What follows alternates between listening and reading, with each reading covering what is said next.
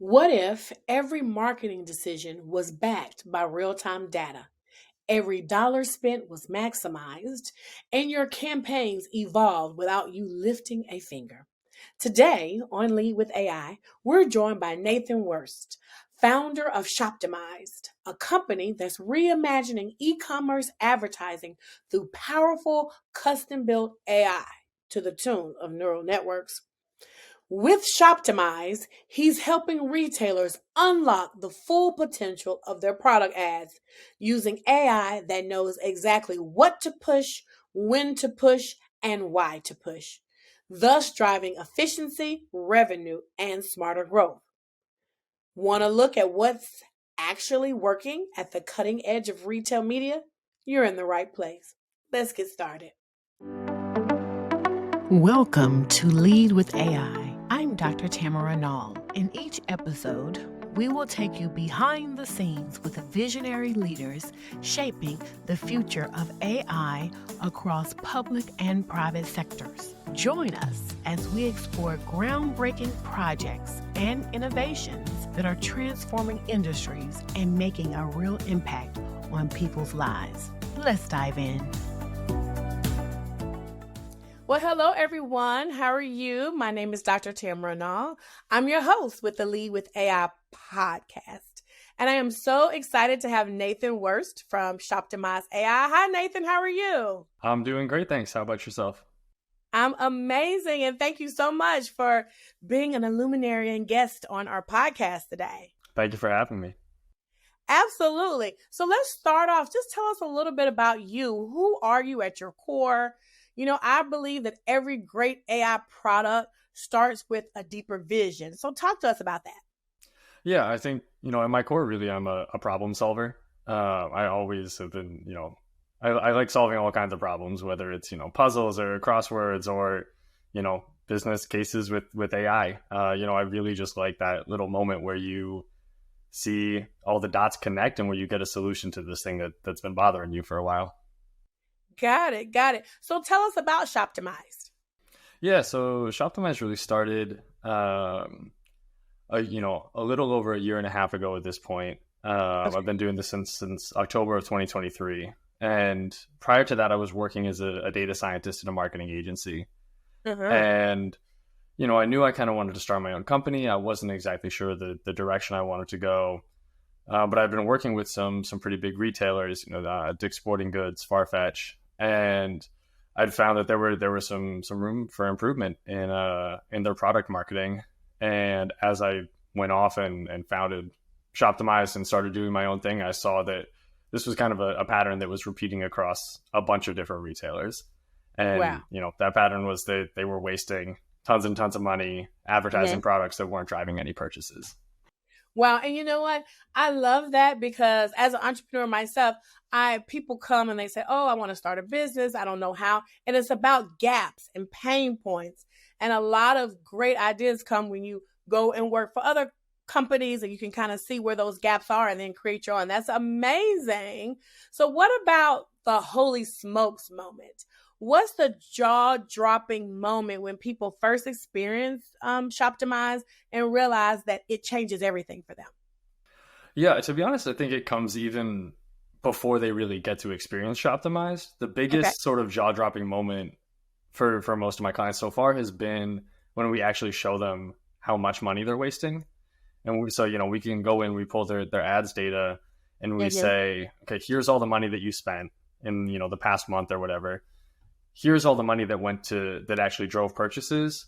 And here's what you spent advertising products that didn't drive any purchases. And, with the bigger clients, this can be millions of dollars. And so you have this jaw drop moment where people see, oh my God, like these algorithms that we've just been trusting blindly aren't working as well for us as we thought they were. Wow. So you're saying that you will show customers, okay, you spent this money and they'll be, 40% of their spend to products that never even moved. Exactly. Yeah. And not even products that never even moved, products that never drove a purchase on the website. So so that includes products where someone might see an ad for a product, they'll click on it, and then they'll click on a different product on the website, they'll see something else in that like you may also like section, and they'll buy that. Oh, So okay. it's 40% on products that didn't even drive those sort of purchases. So it's an even bigger problem than people think initially. Yeah, can you imagine if you can decrease, and it sounds like y'all are, the number of clicks? Like, I don't have to click 2, 3 times to get to what I want. I can click one time and it's right there. Yeah, yeah. It's Oh, you know, something that we've been working on in the background. Keep keep it tuned for, Q3 2025. yep, yep. No, I understand that. So let's break it up. If the brain of Shoptimize. So if I were to actually go up under the hood, what's going on? What's working there? Yeah, I think it's, on the most simple level, it's about pattern recognition. So if you were to like become Shoptimized all of a sudden, you would be able to have the most amazing pattern recognition for retail products and the most in-depth knowledge about how the patterns that you see impact marketing behavior. So we Mm-hmm. look at hundreds of thousands, if not millions, of variables. All the like descriptions, the keywords, the metadata of these products, and how the time that they're advertised impacts whether or not they drive purchases. And so, as Shoptimized, you would be able to see, wow, like blue stuff on Sundays at 3 p.m. is like a much better at driving purchases, but like red is out the window. And so you'd be able to draw these conclusions and these patterns that a human can never make on their own. Right, right. Absolutely, absolutely. And just so that I'm clear, your customers are, it doesn't matter what size, whether I'm a solopreneur that's selling a product all the way up to a large, or what's that sweet spot? And that's number one. And then number two, you must be selling something physical. Like it has to be something physical, correct? Can you just talk a little bit more about that for our listeners? Yeah, absolutely. We have worked with solopreneurs in the past. Definitely, still open to it. I think one of the main things is that we want to really see a lot of data. We're training very complex neural Yeah. networks, and so in order to really maximize our impact, we want to see a bunch of products and a bunch of data points that we can really use to make your ad spend as efficient as possible. So there's no real limit on like the company size, but we generally do want to see like a catalog of products that at least has like 100 SKUs, I'd say. Okay, got it. That's very, very helpful. So the minimum is where you can, because again, like you said, like the model itself needs a lot of data, right? Yeah. So 100 SKUs. Is there a certain amount of time you need to have been in business? Do you have to have sold? Like, what if I have 100 SKUs, and I've been in business for a year and I haven't sold as much because I'm not doing as well? Paint to us like the perfect customer. Yeah. A year is a fine amount of data to have. Obviously, the more the better. The sort of dream clients would be, you know, um, like the LVMHs, Okay. the Macy's of the world, the Home Depots. Anywhere where there is a huge amount of products and a huge amount of data is really the Okay. best place for us to be. And also, to an extent, we do try and work with like slightly more expensive products, just because there is a kind of a lower limit on the cost per click that you see on like a Google or a Okay. Meta. So with Google, for example, you usually see clicks in like the $1 to $3 range, and really that's like about as low as you can go. Okay. There are exceptions to that, of course. Right. But if you're doing like a national campaign, large scale, like that's about the limit. And so if you're only selling stuff that's like $4 or $5, we worked with some CPG brands, like food and beverage. It kind of limits how much you can actually get out of that. Where we see a ton of potential is with products that are $100, $1,000. That makes a Got it. huge difference because when you're optimizing those, you can see really incredible returns. Right. And it's very, very important to be very clear about who your target audience is. And so is that's important for our listeners to know from Shoptimize. And we have thousands of listeners, and many of them work in marketing departments of these larger companies. They work in project management for larger companies. And so this would be ideal for them. So make sure you definitely find your way to Shoptimize, and we'll get to how to do that a little bit later. So awesome. Thank you for that. Of course. Now talk to us about a phenomenal result that you got from a customer in terms of numbers or in terms of impact that was so unreal that it even amazed you. Yeah, I think, we've delivered some pretty great returns for customers along the way. And it's going to sound a little silly, but I always kind of knew that was like within the realm of possibility. That like you see the room for improvement, and like, oh, we've improved return on ad spend by like as much as 32% in some cases. And you see that and you're like, great, that's pretty cool. What really blew my mind was actually like the first iteration of the neural network that we built for Shoptimized, where we were looking at all this historical data, and we were just doing, it was just a test, right? We were just doing a breakdown of, the like training and testing data. And when we got to the point where we were working with the testing data, we could predict, I think it was 92.3% accuracy, whether or not a product will be purchased in a given time period. Wow. So we had our confusion matrix, our false positives, false negatives, true positives, true negatives. And you watch it's really cool. You can see it in your terminal on your screen. You can see it go through with the testing and the count of all these things go up and down.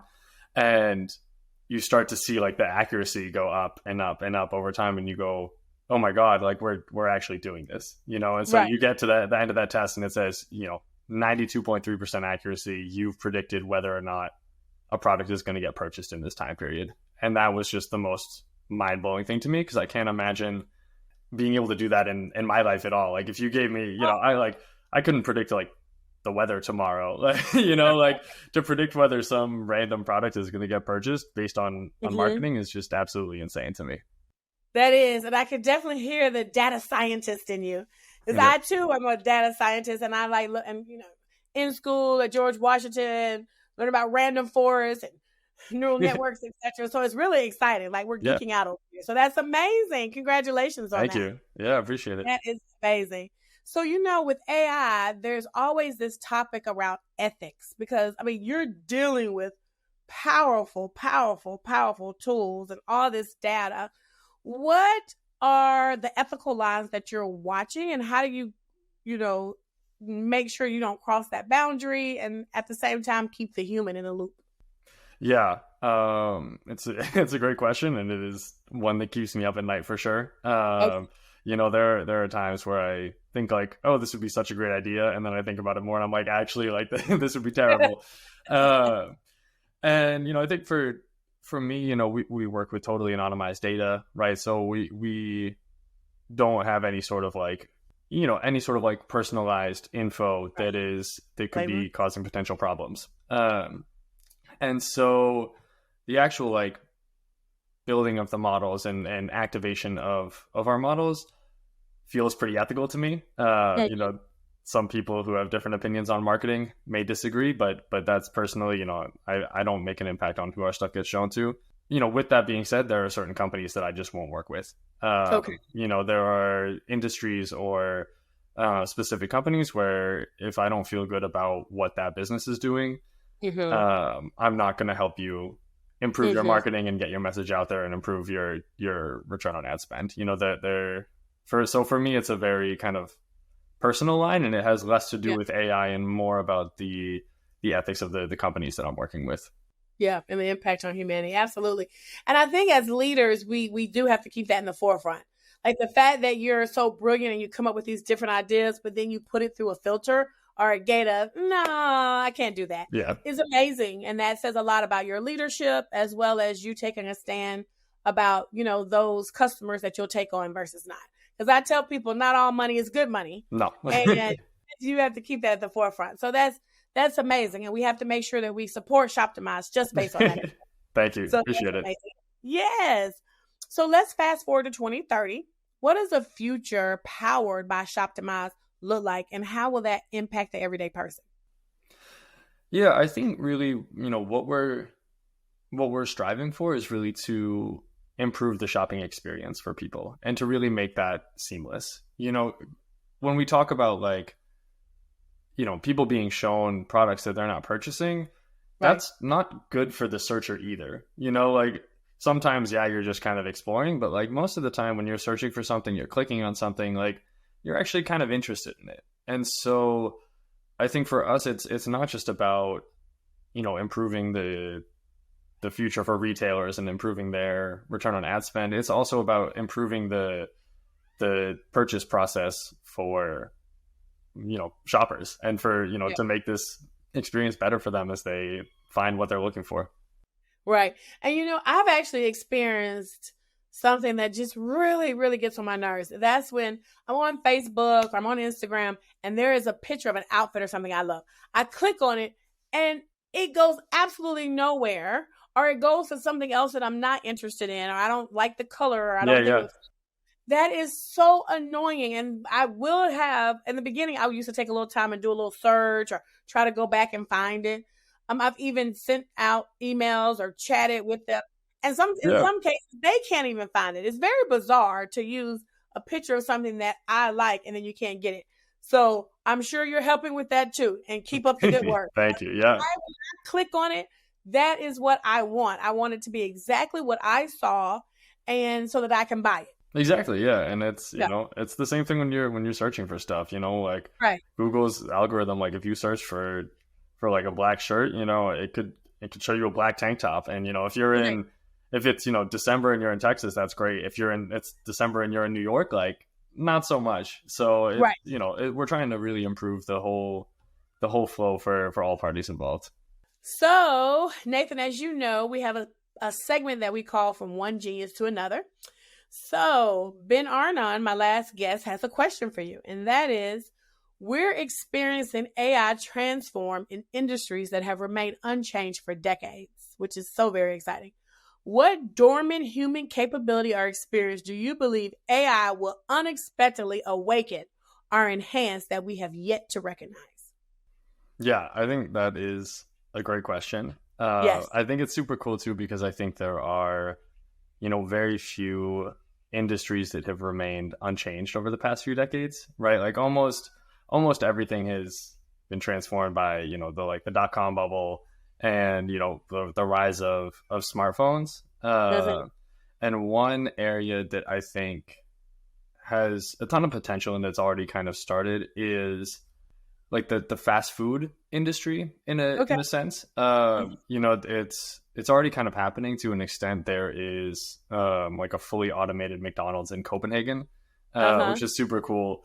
But I think we're gonna see kind of a rise of like super fast like coffee places, right? Like people aren't like hanging out in Starbucks in the same way that they were 10 years Mhm. ago, or like in coffee shops in general. And I think there's going to be sort of a rise in like automating these tasks that are very repeatable and like time consuming, right? Like if And you're if you're a barista and you're running around and you are having to like you know make an espresso shot and make foam some milk for a cappuccino and then pour it in a right. cup and then clean all the stuff out and then do it again 100 times in an hour. I feel like that's something where somewhere in that process could be repeated, Mhm. or Mhm. could be done by AI, right? Like Yeah. that's something that we could change.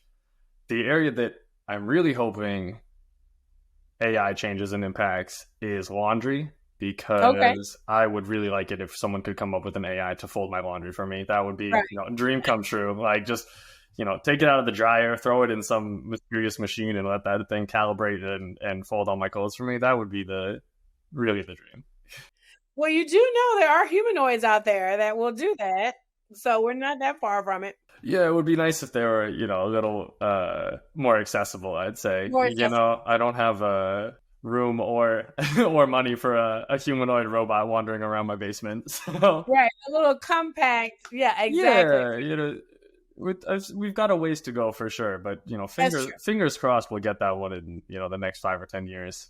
All your chores for you. That's amazing. Well, yeah, stay tuned. I'm actually working on a couple of projects related to that. Oh, Okay. amazing. Yes. Thank you. Thank you. Thank you. Thank you. Okay. Awesome. Well, make us believers. I love the CTA of this. So what's the one thing that any of our listeners can try, build, or explore with Shoptimize today to get a taste of it this week?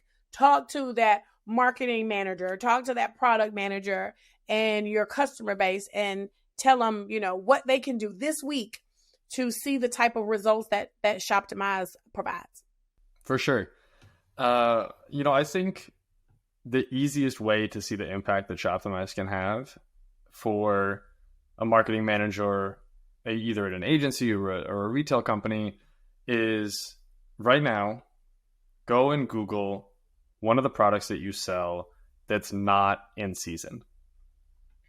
And you will see, keep it generic, right? Just use like tank top or boots or shirt or whatever.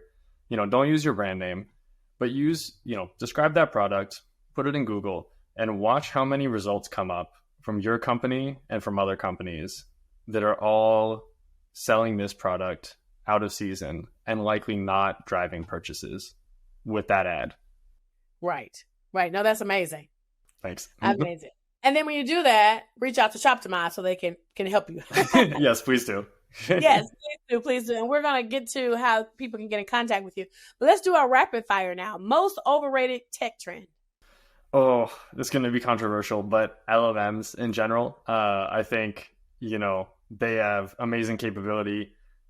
I work with LLMs. I think they're great. I think there are, it is super cool tech, and I think it is going to be revolutionary. I think that all these people making companies that are just like a open AI wrapper, like trying to do something new because it has an LLM in it, is vastly overrated, and I think that that's something that is not going to last. All right. Okay. Next, the most underhyped AI breakthrough.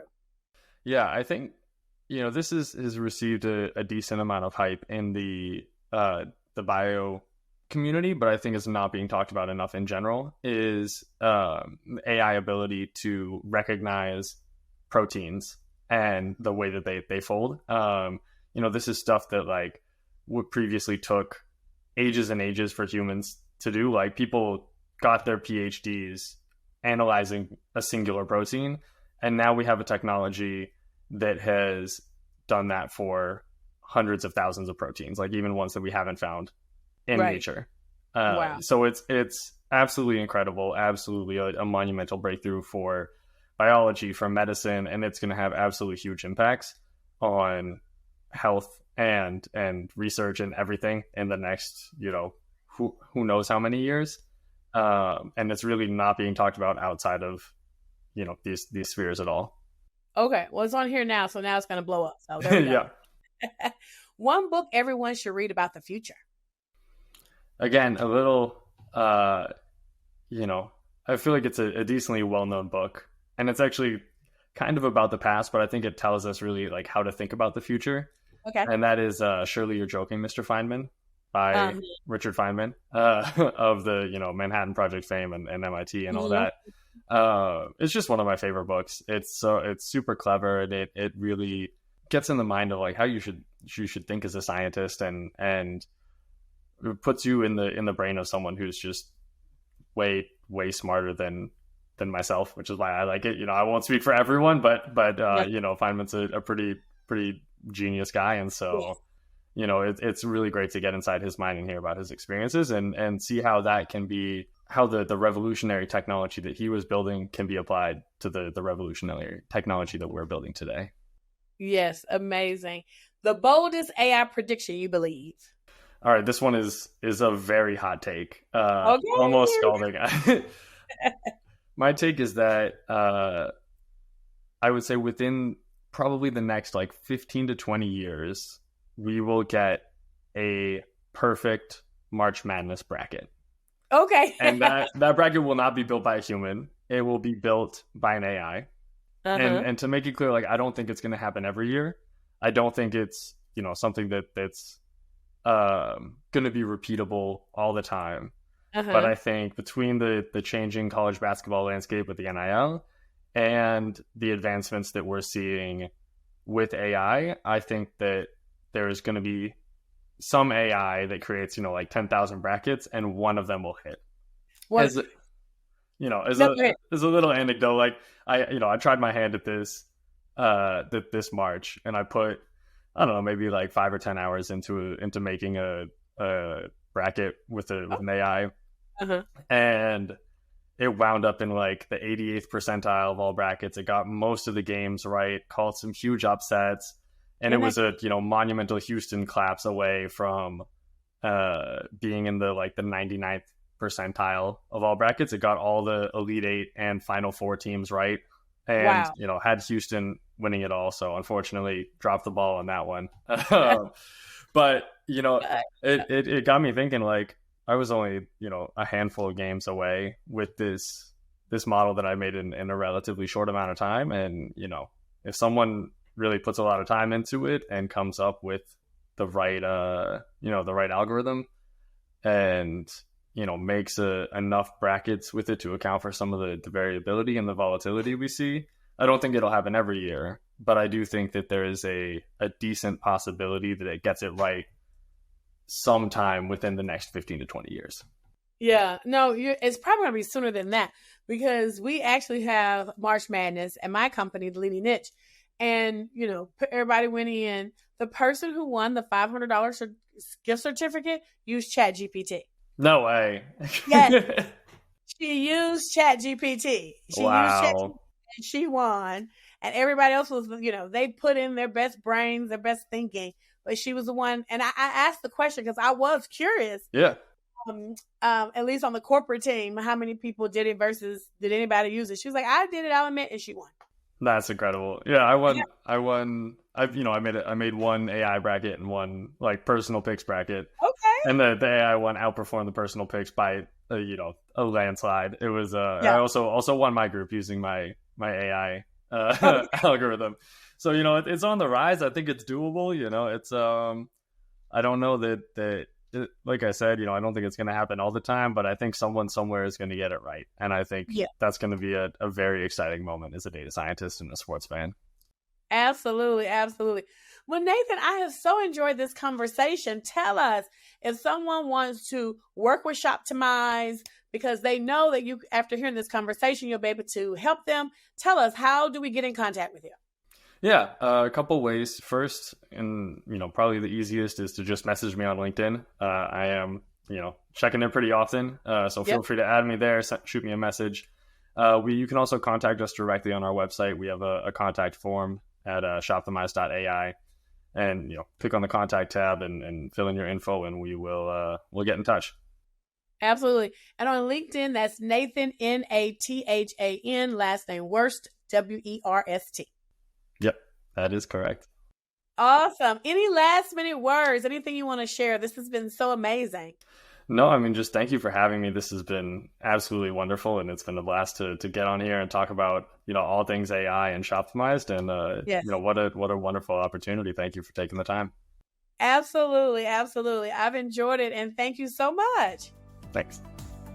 Thanks for tuning in to Lead with AI. I'll see you next time as we continue exploring the cutting-edge innovations shaping AI across the public and private sectors. Until then, keep leading with AI.